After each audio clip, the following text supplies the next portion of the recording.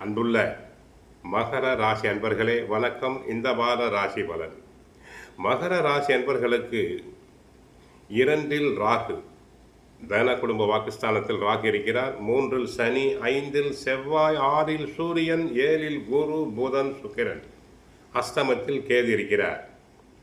ஆக சனி 3ஆம் இடத்தில் வலுத்து இருப்பதால் தொழிலாளர்களுக்கும் வியாபாரம், தொழில் வளர்ச்சி அனைத்தும் உண்டு. ஏற்றுமதி இறக்குமதி தொழிலில் பண வரவுகள் அதிகரிக்கும். பொருட்கள் தேக்க நிலை அடையாது. இரும்பு வியாபாரம், எண்ணெய் வியாபாரம் செய்வோருக்கு அபரிமிதமான லாபங்கள் அனைத்தும் உண்டு. தைரியம் அதிகரிக்கும். விடாமுயற்சி தங்களுக்கு உண்டாகும். 5 செவ்வாய் இருக்கிறார். பிள்ளைகளால் சிறு சிறு தொந்தரவுகள் உண்டாகும்.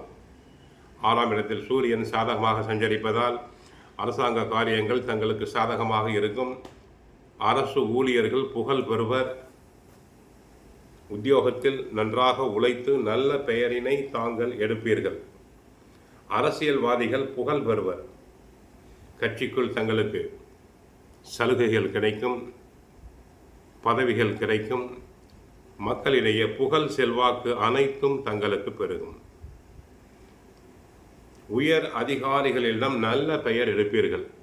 பிறரால் முடிக்க முடியாத, செய்ய முடியாத வேலைகளை நன்றாக திட்டமிட்டு செயல்பட்டு நல்ல பெயரினை எடுப்பீர்கள். மாணவியர்கள் நன்றாக படிப்பர். நல்ல மதிப்பெண்களை பெறுவர். போட்டித் தேர்வுகளில் கலந்து கொண்டு வெற்றி பெறுவர். சிலர் உயர் கல்விக்காக வெளி மாநிலங்கள், வெளிநாடுகளுக்கு சென்று வரக்கூடிய வாய்ப்புகள் உண்டு. ஆக 3ஆம் இடத்தில் சனி சாதகமாக இருப்பதால் தைரியம், மனோதைரியம் அதிகரிக்கும். தங்களுக்கு பிறர் பாராட்டும் அளவுக்கு நடந்து கொள்வீர்கள். 2 ராகு, 8 கேது என்பதால் பெண்களுக்கு 8 ராகு வயிறு சம்பந்தப்பட்ட உபாதைகள் வரலாம். 2 ராகு குடும்பத்தில் தேவையில்லாத வாக்குவாதங்கள். கணவர் தன்னை புரிந்து கொள்ளவில்லையே என்று ஆதங்கப்படுவீர்கள். 2 ராகு என்பதால் வாக்கு தவறும். நீங்கள் நல்லதாக பேசினாலும் பொல்லாப்பு. உத்தியோகம் செய்யும் இடத்திலும் சரி, வீட்டிலும் சரி, சற்று கவனமாக பேசுங்கள்.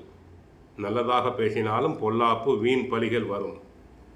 மற்றபடி தினமும் பகவத்கீதை பாராயணம் செய்யுங்கள், சுந்தரகாண்டம் பாராயணம் செய்யுங்கள். வாழ்க்கையில் நன்மை அடைவீர்கள். வாழ்க வளமுடன், மங்களம் உண்டாகட்டும். ஹரே கிருஷ்ணா, ஹரே கிருஷ்ணா.